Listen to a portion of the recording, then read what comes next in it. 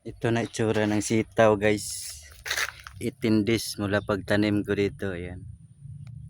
Ayan, 18 days na to. Ayan, gagapang na siya. Oh. Pahabain natin to. Tapos, ayan, gano'n natin. Diyan natin siya pagapangin. Try natin kung kaya na ba niya. Ayan. Ayan, yakap ka dyan. Ayan, oh. Nakahanap na siya agad, oh.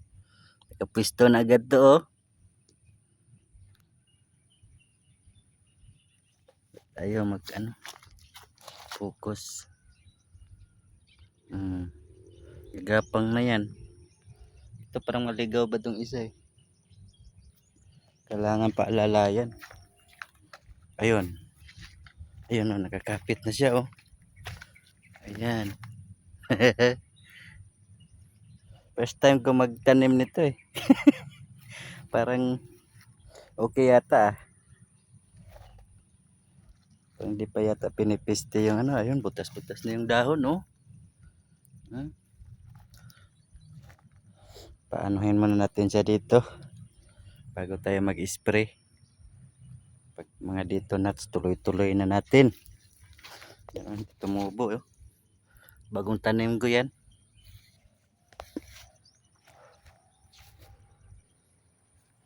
Ayan, tinaniman ko ulit. Iba sana yung plano ko itanim ko dito eh.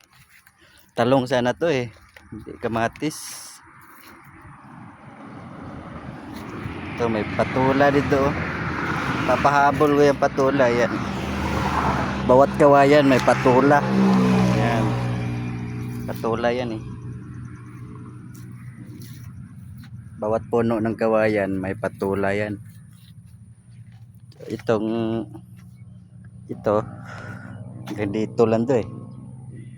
Yung patula dyan sa taas. Iwan ko lang kung ano kalabasan nito. Halo-halo ito nila eh.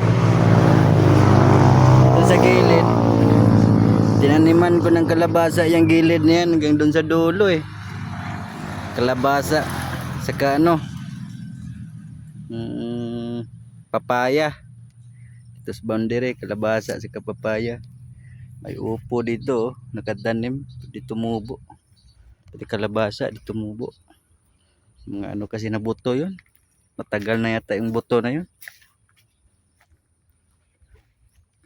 Diyan may okra diyan. Hindi rin tumubo yung iba. Hahanap muna tayo ng similya para diyan.